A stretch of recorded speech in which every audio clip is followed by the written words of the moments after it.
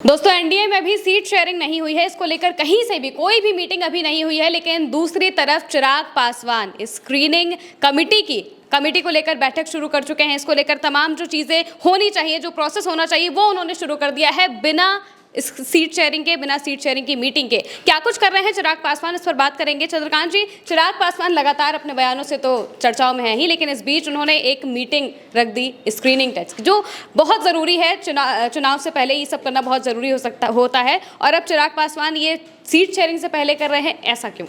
देखिए, seat sharing से बहुत ज़्यादा फर्क नहीं पड़ता चिराग पासवान को, क्योंकि चिराग पासवान अपनी बात स्पष्ट तौर पर कह चुके हैं कि अगर 40 सीटें हमको नहीं मिलेंगी तो हम 243 सीटों पर अपनी तैयारी हमारी है, हम चुनाव लड़ेंगे।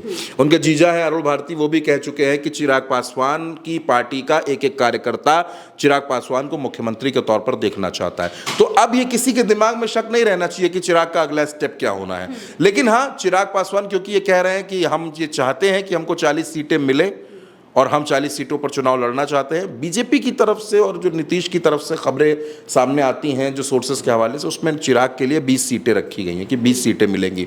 जीतन राम मांझी ने कहा कि चिराग पासवान ज़्यादा लालच ना करें, ज़्यादा लालच बुरा होता है। पिछली बार वो अपना हश्र देख चुके हैं।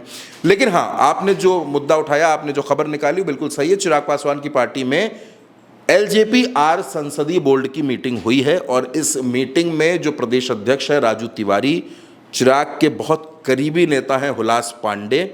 आप हुलास पांडे का जब मैंने जिक्र किया तो आपको याद आ गया होगा, बिहार में बहुत कुछ हुआ भी था। खैर, इन लोगों ने मीटिंग की है और पैनल मांगा गया है। पैनल यानी कि एक सीट से संभावित उम्मीदवारों के नाम मांगे जाते हैं कि कौन कौन से लोग टिकट मांग रहे हैं। टिकट मांगने वाले 10 लोग होंगे, 15 लोग होंगे, एक पार्टी में होते हैं अमूमन इतने लोग। तो उनमें से जो 3 बेस्ट कैंडिडेट है, जिनकी क्रेडिबिलिटी और जिनकी विनेबिलिटी सबसे ज़्यादा है, उन नामों का पैनल भेजा जाता है, जिलों से भेजा जाता है, प्रदेश के ऑफिस को भेजा जाता है। वहाँ स्क्रीनिंग होती है, वहाँ सब कुछ देखा जाता है और उसके बाद एक नाम फाइनल होता है कि इनको टिकट दिया जाएगा, उनका ऐलान कर दिया जाता है। अरुण भारती कहते हैं कि हमारी तैयारी 243 सीटों पर है। महिमा, यहाँ पर ये बात गौर करने वाली है कि चिराग पासवान की पार्टी 2020 में 130 से ज़्यादा सीटों पर चुनाव लड़ चुकी है, अपने कैंडिडेट उतार चुकी है।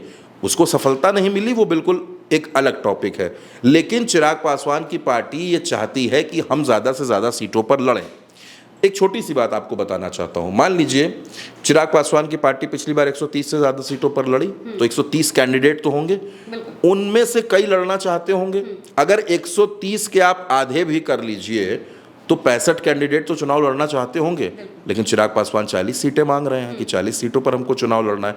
तो ये जो 25 नेता होंगे, मैं बहुत बड़े गुणागणित को आपको नहीं बता रहा हूं, आप सिर्फ ये सोचिए कि ये जो 25 से 30 नेता होंगे ये क्या करेंगे। क्या ये चिराग पासवान के कहने पर भारतीय जनता पार्टी के सपोर्ट में खड़े हो जाएंगे, नीतीश के सपोर्ट में खड़े हो जाएंगे? और मुजफ्फरपुर की ये तस्वीर देखकर आपको लग सकता है कि आपस में सपोर्ट होगा। जिस तरह से JDU और LJP के नेताओं में मारपीट हो रही है, सिर्फ नेता ने, LJP सांसद की वो बेटी हैं, कॉलर पकड़ नहीं है, वहाँ पर हंगामा हो रहा है, आपको लगता है कि सामंजस्य बन पाएगा? बहुत उम्मीद कम है। सीट शेयरिंग हो नहीं रही है और चिराग पासवान अपनी तैयारी कर रहे हैं। अच्छा, मांझी हैं, मांझी ने कह दिया कि 20 से कम नहीं, मतलब नहीं, 20 सीटों से कम हमको नहीं चाहिए।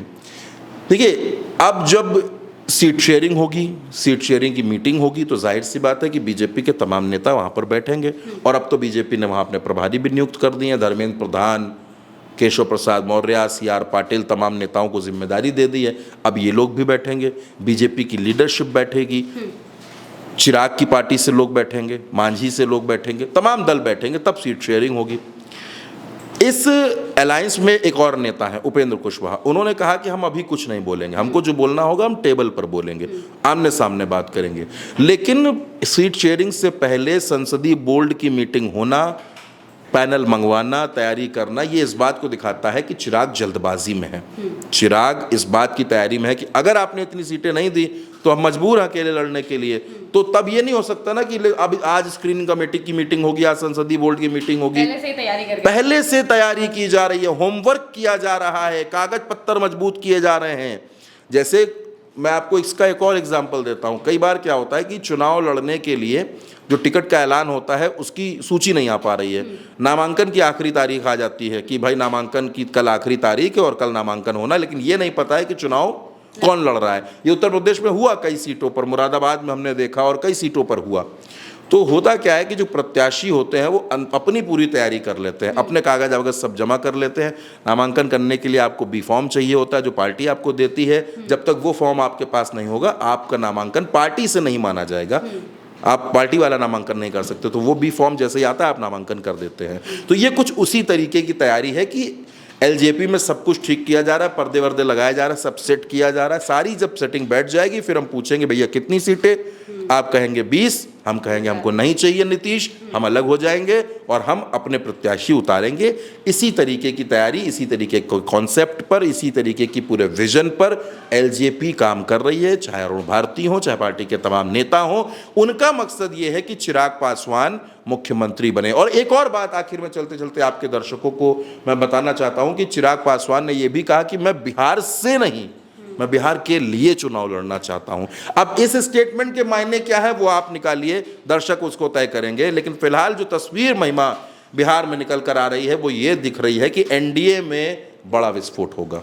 बिल्कुल, यानी कि चिराग पासवान अब पूरी तरह से अपनी तैयारी में जुट गए हैं कि किस तरीके से कहां पर किसे चुनाव लड़ाना है। लगातार जो दबाव है वो एनडीए पर वो बना रहे हैं सीट शेयरिंग को लेकर। अभी तक सीट शेयरिंग हुई नहीं है, लेकिन चिराग पासवान अपनी पूरी तैयारी चुनाव को लेकर कर रहे हैं। अब देखना होगा कि आखिर सीट शेयरिंग के बाद क्या चीज़ें निकलकर सामने आती हैं। फिलहाल के लिए मेरे साथ इस चर्चा में इतना ही। आप देखते रहिए उल्टा चश्मा न्यूज़।